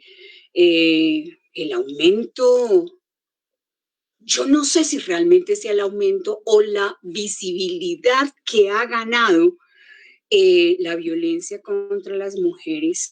Eso llama profundamente la atención y me parece que también son formas de coartar la libertad de muchas de las personas que podrían salir a luchar justamente en las calles por sus reivindicaciones propias. Así que a mí me parece que hay un problema alrededor de las libertades que se nos está recortando cuando se nos intenta proteger a través de esta intimidación y este miedo que se ha ido expandiendo. No se junte con el otro, no lo toque. Yo no sé qué va a pasar cuando acabe la pandemia. Yo creo que vamos a quedar ya con esa actitud de medir los 2 metros, a ver, y no me toque, no se me acerque, no me bese, no sé, creo que hemos perdido un pedazo de la vida que es fundamental y es ese contacto físico cercano que necesitamos todos. Me parece que el tema de las libertades tiene que estar como en el centro de la discusión en torno al manejo de la pandemia y no solamente en torno al manejo de la protesta. Pero me parece que además tenemos también que pensar que ese encierro, ¿sí? Esas restricciones a las libertades, por otra parte, han posibilitado, por ejemplo, la expansión de la exploración y el extractivismo, ¿sí? Ha habido una profundización de la presencia de empresas multinacionales ya ejerciendo extractivismo puro, ¿sí? Y fíjense que ha vuelto a resurgir la lucha de muchos pobladores, de muchas organizaciones de ambientalistas, de muchos campesinos, pequeños mineros alrededor de Santurbán, ¿sí? Vuelve a ponerse sobre el tapete el problema de Santurbán y dice uno, pero en plena pandemia, sí, en plena pandemia hay unos cuantos que siguen trabajando, ¿sí? Y fíjense que ese fue un sector que siempre estuvo abierto y a mí me llamaba mucho la atención porque el sector extractivista siempre estuvo abierto, ese nunca se cerró, para él nunca hubo restricción alguna. Lo otro que me llama la atención es por qué lo primero que se envió cada vez que había una movilización en cualquier barrio pidiendo comida, ayudas, fue el SMAT, ¿sí? al escuadrón antidisturbios. Cuando, por ejemplo, alcaldes como el de Medellín y la alcaldesa nuestra habían dicho,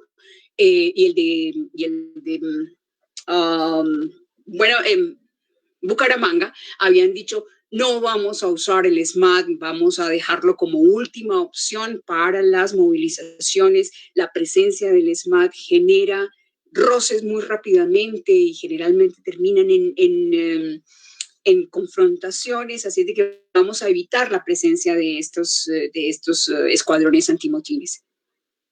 Pero lo primero que ocurrió cuando empezaron a brotar movilizaciones aquí y allá pidiendo alimentos, ¿sí? Fue la presencia del ESMAD. Y entonces se queda uno pensando, ¿qué pasó? ¿No? Habían dicho que eso se iba a mandar al final. Fíjense que hasta se pensó en que había que mandar ejército y se hizo, de hecho, para el caso de Barranquilla, ¿sí? Se mandó ejército para controlar a la población porque es que son díscolos, porque es que les encanta la rumba, ¿sí? También se habló de cortarle los servicios públicos a la gente para acabar con las fiestas y acabar con los encuentros clandestinos, ¿sí? Entonces dice uno, ¿qué son estas medidas? ¿Sí? Por favor, se controla así una pandemia y eso ha tenido sus efectos, obviamente, también en la movilización social, pero yo creo que hacia el futuro, ¿sí? Esto se ha ido cocinando, se está cocinando, sigue en fermento. Esta movilización que traíamos de años anteriores y ahora, como lo hemos dicho, la pandemia desnudó otros ángulos de las desigualdades, de otros tipos de pandemias, ¿sí? que sufrimos, el coronamachismo, por ejemplo, estigmatizaciones, carencias, etcétera, etcétera, que creo que ahí hay un caldo de cultivo para la movilización social y yo aspiraría a que, como nos ha planteado Esperanza, la salud adquiera un lugar central, ¿sí? En nuestra configuración del mundo y de nuestras expectativas y tengamos la posibilidad de girar en torno a una consideración de que la salud es un derecho, debe ser un bien público, un bien colectivo, ¿sí? Al cual tenemos derecho todos por el hecho de ser seres humanos, ¿sí? Y la salud no es solamente que yo no me enferme, sino tener una vida plena, ¿sí? Una vida digna, un hábitat digno, ¿sí? Unas relaciones sociales dignas y una relación con el Estado, por lo menos que me oiga, señor, ¿sí? Donde tenga la posibilidad, como nos decía Domingo, de entroncar, ¿sí? Con lo que se aspira que debería ser el cumplimiento de un mandato para un gobierno determinado. Dejaría ahí. Gracias, Marta. Para cerrar este segmento, voy a permitirme leer una pregunta que tiene que ver justo con los comentarios que acaban de hacer y que nos permitiría dar la entrada de Esperanza, que quiero ir recogiendo algunas de las preguntas que nos han llegado de nuestro público. Dice, a propósito de todo esto que se viene hablando, ¿se puede hablar de nuevos repertorios entre lo privado y lo público? Por ejemplo, cacerolas en ventanas de casa, redes virtuales y nuevos repertorios de control. Condena la protesta entre la criminalización y el control social. Un poco como para cerrar este segmento con Esperanza y atender esta pregunta que nos viene del público.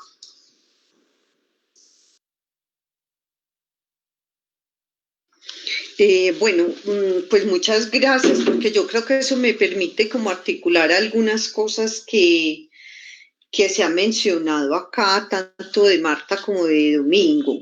A ver, yo creo que en Colombia tenemos un reto muy grande y es, digamos, la acción colectiva no logró, durante todo el tiempo que protestamos, durante 25 años, no logramos volver atrás la ley 100, para decirlo pues contundentemente. Solamente hubo dos momentos en que yo creo que fue muy importante el tema de la protesta, que fueron en la emergencia social en el gobierno de Álvaro Uribe y en que la Corte declaró inexequible esa emergencia, pretendía profundizar la privatización que ya existía y que ya se venía dando. Y yo creo que el otro momento fue una gran movilización ciudadana que hay en el 2013 y 2015 para que el gobierno firmara la ley estatutaria de salud, que había sido de todos modos una ley que, aún manteniendo la institucionalidad, ponía a circular el tema de que la salud era efectivamente un derecho fundamental. Entonces creo que ahí hay un elemento, digamos, de cómo las luchas recogen hoy en el escenario de la pandemia, o la protesta recoge más bien diferentes tradiciones de lucha que vienen. Al mismo tiempo aparecen nuevos actores. Yo diría que, por ejemplo, los jóvenes han logrado vincular en el comité de paro y en todas sus reivindicaciones de movilización social de la protesta del 2018-2019, el tema de la salud.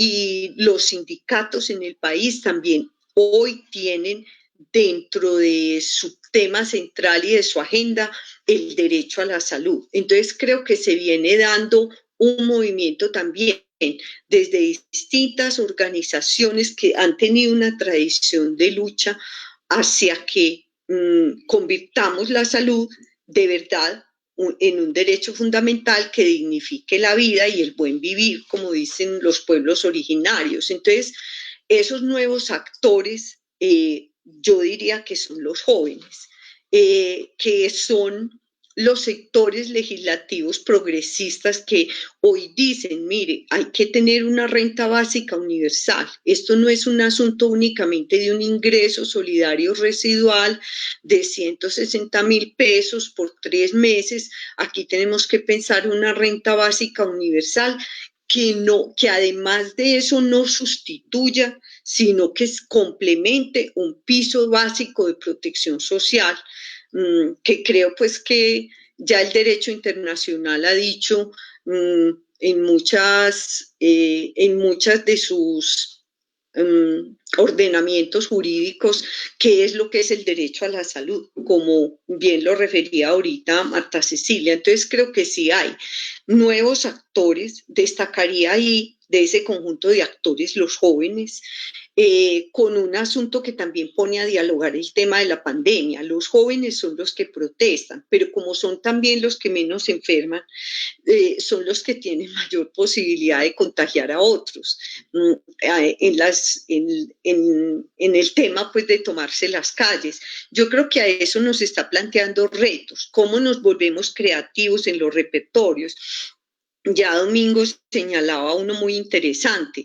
Creo que aquí han aparecido otros. Ahorita el 12 de agosto hubo una caravana de 80 vehículos en Medellín que convocó a una cantidad de sindicatos, de organizaciones sociales, del movimiento estudiantil, etcétera, para juntar toda esta agenda de la renta básica universal, de oponerse a una reforma a la salud que precarice aún más las condiciones, etcétera. Esa caravana fue, digamos, de vehículos, recorrió la ciudad de norte a sur, tuvo alguna visibilidad en las noticias, pero digamos está mostrando que empiezan a surgir otros actores, otras formas de protesta y otros repertorios también. O sea, si no podemos salir, pues entonces hagamos una marcha con los carros. Y lo otro creo que son las huelgas de hambre, que han tenido pues como lugar en los chicos, en los estudiantes que estaban pidiendo el tema de matrícula cero. Acá fue muy fuerte en la Universidad de Antioquia el tema de la huelga de hambre y recientemente los trabajadores de salud de uno de los hospitales de Valledupar, porque la pandemia ha visibilizado mucho el tema de los médicos, pero de pronto ha invisibilizado el papel de los otros trabajadores de la salud que están también encargados del tema del cuidado. Entonces yo diría que ahí van a aparecer esos actores y que nos está planteando un reto, cómo hacemos más creativos los repertorios sin renunciar a ese derecho a la protesta y al mismo tiempo cuidando ese derecho a la salud, de evitar que el contagio sea mucho más acelerado y que los precarios sistemas de salud colapsen. Entonces creo que, y finalmente quisiera cerrar con un intento de articulación de actores que está surgiendo en Colombia que me parece muy importante, que es un pacto por la salud y por la vida donde están convergiendo todas esas tradiciones de lucha, nuevos actores, todo ese tejido organizativo denso que se ha construido en estos 25 años, y ahí se están discutiendo temas no solamente de reformar por la vía legislativa la salud, sino temas como un piso de protección social, como una recuperación de lo público, como una política social que materialice en una base material el tema de la dignidad humana. Entonces yo creo que obviamente esas construcciones son complejas, no están libres de tensiones, pero creo que ahí hay un elemento muy importante. Y creo que también ahí se está poniendo en el centro de la protesta el tema del cuidado. Por lo que Marta mencionaba ahora, el coronamachismo o las otras formas de pandemia que tienen que ver con el hambre, con el desempleo, con la precarización de la vida, etcétera, sino también que nos está, digamos, poniendo en el centro como el cuidado de la vida, el cuidado de la salud, las solidaridades comunitarias, a través de las ollas comunitarias, de estos pequeños repertorios microsociales en los territorios, también empiezan a tener un lugar. Yo dejaría ahí, pues creo que hay como unos elementos, no sé si eso logra responder la pregunta que me hacen, pero digamos hay como unos elementos que yo creo que son más preguntas abiertas para la discusión. Y finalmente, pues señalar que también del lado del gobierno, en el caso colombiano, la pandemia se ha aprovechado para empezar a meter otras reformas, como bien lo señalaba ahora Marta Cecilia. Muchas gracias, Esperanza.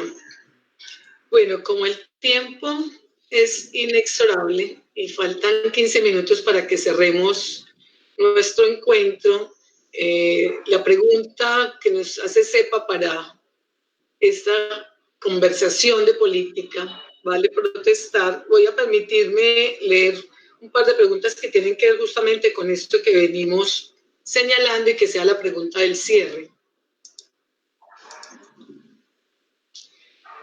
Nosotros estamos hablando si vale protestar en la pandemia, pero también queremos proponerles, bueno, ¿qué viene ahora que todavía no podemos hablar de pospandemia?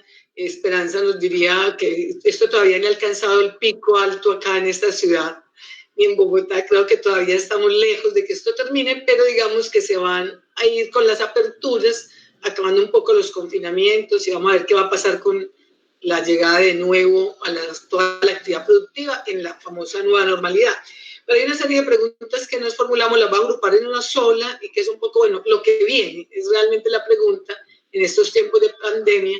¿Cuáles son las posibilidades que se le ve a la protesta en un escenario como el de Colombia, que está marcado hoy por la pandemia, pero también por todo el tema del acuerdo de paz y la persecución a líderes sociales, como lo que hemos visto en la última época? Pero también nos preguntan, y lo quiero mencionar ahí, una pregunta que tiene que ver precisamente con lo que viene después de la pandemia, si habrá ánimos para seguir protestando o por el contrario todo va a quedar tan deteriorado que no habrá fuerzas para seguir en la protesta. Es una cosa que quiero ponerla ahí en la discusión, nos hace una pregunta del público que me parece interesante como para este cierre y que tiene que ver un poco con que pensemos, bueno, vale la pena protestar hoy y para lo que sigue qué, y en 3 minutos cada uno para poder despedirnos del público, cómo ven ese futuro inmediato, no post pandemia, pero sí digamos post confinamiento, porque digamos que el nuevo llamado a que van a haber unas aperturas o una reapertura, vamos a mirar cómo funciona. Estamos hablando de que aquí a un año todavía vamos a estar muy atravesados por los impactos del confinamiento y de la pandemia, pero a ver qué va a pasar. ¿Cómo ven ustedes eso?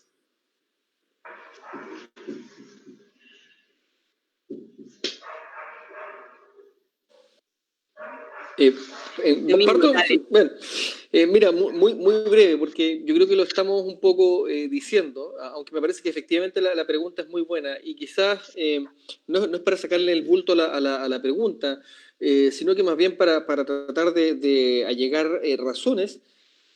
Estamos viendo, como decíamos recién, los tres, ¿no? Que estamos viendo que las protestas están ocurriendo igual.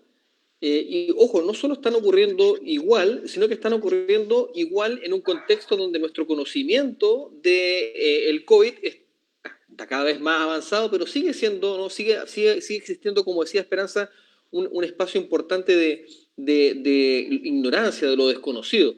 Y aún así están las protestas desarrollándose. Entonces, mi impresión es que, dado que la pandemia ha solo profundizado y evidenciado esas desigualdades que ya venían de antes, es que las fuerzas van a seguir estando presentes para que la movilización siga siendo activa en torno a estos reclamos que hemos estado, digamos, manifestando desde el comienzo de las presentaciones. Yo creo que es evidente que los grupos, las organizaciones van a seguir tratando de buscar formas novedosas. Me parece a mí evidente que los grupos que sigan echando mano a la protesta en términos de reunión física en los espacios públicos están, enhorabuena, ¿no? Abrazando las medidas de seguridad necesarias para efectos de realizar estas movilizaciones, ¿no? Y yo creo que estas no van a cesar. En el caso particular de Chile,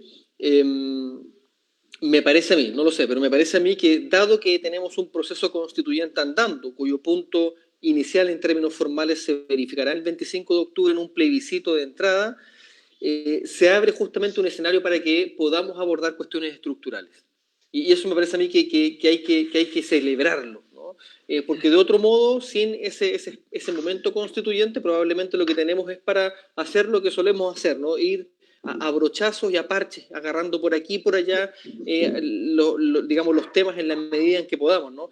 El hecho de que tengamos un proceso constituyente nos va a permitir decir, mirar, ¿no? Esto en una perspectiva más global, y además con una experiencia que vamos a estar viviendo. De hecho, en octubre, como tú dices, Adrián, esto no se va a terminar, vamos a estar viviendo una experiencia que nos va a permitir preguntarnos qué tipo de comunidades queremos ser. Como decía Esperanza y Marta Cecilia, o sea, queremos una sociedad donde cada uno sea arrojado a su suerte, donde cada una sea echada al azar, o donde creamos lazos, ¿no? mediados a través de la institucionalidad estatal que permita que enfrentemos fenómenos como este, que esperamos que no sean tan comunes en el futuro, con un mayor, ¿no? espesor social y con una mejor institucionalidad.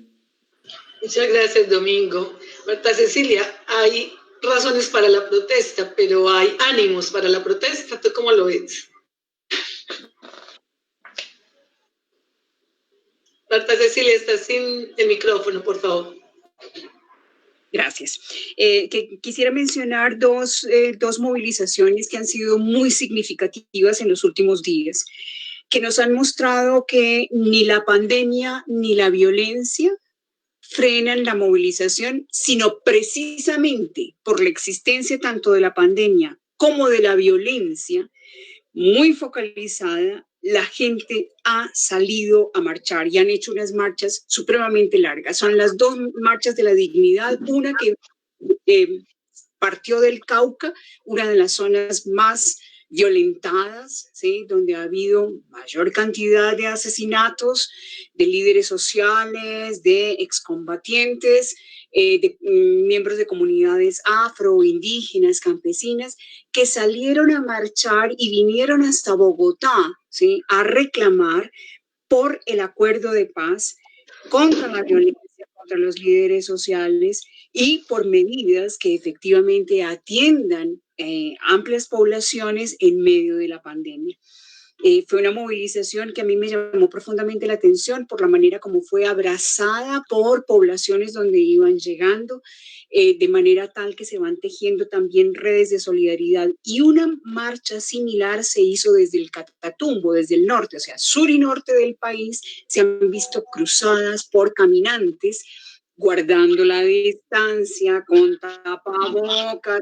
Venían algunos líderes que requerían de esquemas de seguridad y no les fue posible traer sus esquemas de seguridad, así de que tuvieron que dejarlos, muchos de ellos excombatientes, los dejaron y aún así marcharon corriendo grandes riesgos porque, repito, ni la pandemia ni la violencia han imposibilitado el hecho de que la gente reclame medidas efectivas para controlar, afrontar las profundas desigualdades que emergen con la pandemia y la profundización de la violencia en ciertas regiones que está acabando con nuestros líderes sociales. Entonces creo que vale protestar y creo que seguiremos protestando porque tenemos múltiples razones para hacerlo y además para protestar en red.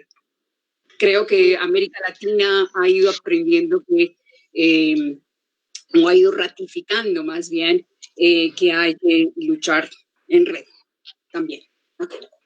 Muchas gracias, Marta Cecilia. Aprovecho para agradecer al público porque ya vamos a tener que cerrar. Agradezco a Domingo y en un minuto Esperanza para que cerremos y nos vamos. Muchas gracias a Esperanza y a Marta Cecilia por acompañarnos, a Domingo y a todos los que se conectaron a través de este espacio. Le agradecemos a CEPA y esperamos que podamos seguir conversando de política. Esperanza, un minuto porque nos fuimos. No, yo creo que la humanidad tiene que aprender a vivir con los virus. No solo esta va a ser ni la primera ni la última pandemia. Entonces, eso nos pone las preguntas sobre cómo orientamos entonces la protesta. Tenemos que aprender, ¿no es cierto? Tenemos que crear de protestar, pero pienso que sí hay ánimo.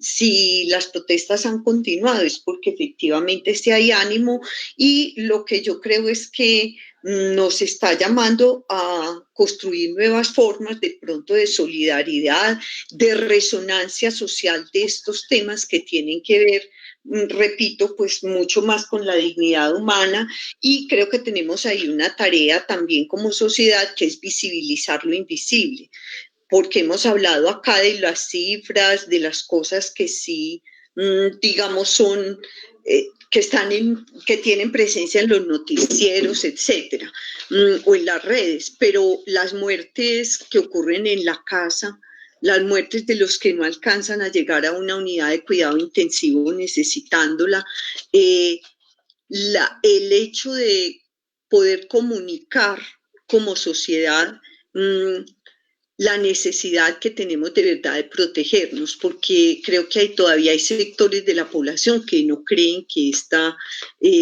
pandemia sea real, ¿sí?